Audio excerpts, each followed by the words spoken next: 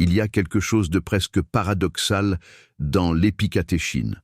On la retrouve dans des aliments du quotidien, le cacao, le thé, certains fruits, et pourtant, ces effets biologiques s'inscrivent dans des réseaux d'une sophistication remarquable.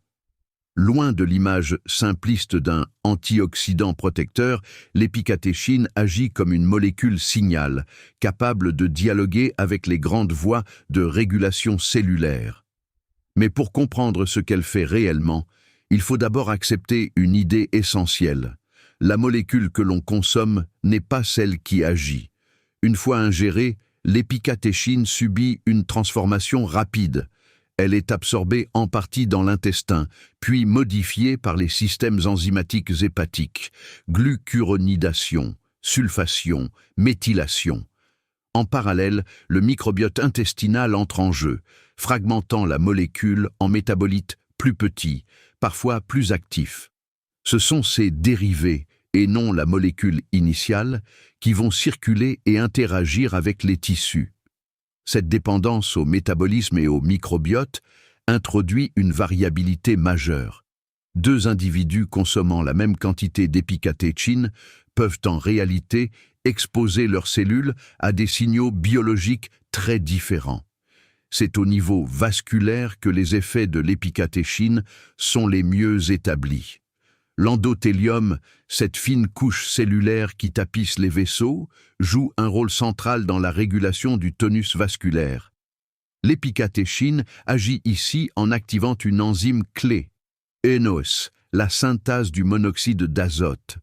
Par l'intermédiaire de voies de signalisation comme PI3K-AKT, elle favorise la production de monoxyde d'azote, une molécule gazeuse aux effets puissants. Le monoxyde d'azote diffuse vers les cellules musculaires lisses, induisant leur relaxation. Le vaisseau se dilate, le flux sanguin s'améliore, la pression artérielle peut diminuer légèrement. Mais au-delà de cet effet immédiat, c'est la fonction endothéliale elle-même qui est modulée. L'épicatéchine contribue à restaurer une capacité de réponse vasculaire souvent altérée dans les états métaboliques pathologiques. Pourtant, réduire l'épicatéchine à un simple effet vasculaire serait passer à côté de l'essentiel, car en parallèle, elle agit sur une autre voie, plus fondamentale encore, celle de l'AMPK, véritable capteur énergétique de la cellule. Lorsque l'énergie vient à manquer ou lorsque la cellule perçoit un stress métabolique, AMPK s'active et réoriente le métabolisme. L'épicatéchine semble capable d'induire une activation modérée de cette voie, mimant un état de contrainte énergétique légère.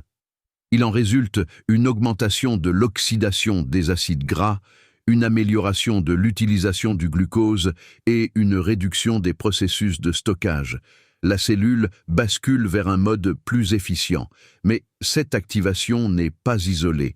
Elle s'inscrit dans une cascade plus large qui conduit à l'activation de PGC1A, un coactivateur transcriptionnel considéré comme le maître régulateur de la biogenèse mitochondriale. C'est ici que l'épicatéchine touche à l'un des enjeux centraux de la physiologie moderne, la fonction mitochondriale. Sous l'influence de PGC1A, la cellule augmente la production de mitochondries, améliore leur fonctionnement et renforce sa capacité à produire de l'énergie. Ce processus, bien connu dans le cadre de l'exercice physique, semble être partiellement reproduit, ou du moins modulé, par l'épicatéchine. Mais la comparaison avec l'exercice a ses limites. Les effets observés chez l'humain restent modestes, variables et fortement dépendantes du contexte physiologique. L'épicatéchine ne remplace pas l'activité physique. Elle s'inscrit plutôt comme un modulateur capable d'amplifier ou de soutenir certaines adaptations. Un autre élément vient complexifier encore cette lecture, le rôle du stress oxydatif. Longtemps considérés comme délétères, les radicaux libres apparaissent aujourd'hui comme des acteurs ambivalents. En faible quantité, ils jouent un rôle de signal, déclenchant des mécanismes d'adaptation. C'est le principe de l'hormèse. L'épicatéchine ne se contente pas de neutraliser ces espèces réactives. Elle participe à leur régulation, favorisant un niveau de stress oxydatif suffisant pour activer les voies de défense, sans basculer dans la toxicité.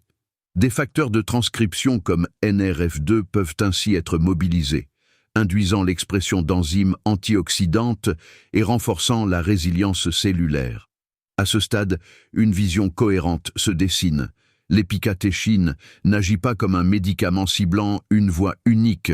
Elle intervient à l'interface de plusieurs systèmes, la fonction endothéliale via le monoxyde d'azote, le métabolisme énergétique, via AMPK, la biogénèse mitochondriale, via PGC1A, l'adaptation au stress, via les voies redox et le microbiote qui modulent l'ensemble du processus. C'est cette intégration qui fait sa singularité. Mais c'est aussi ce qui rend son interprétation délicate.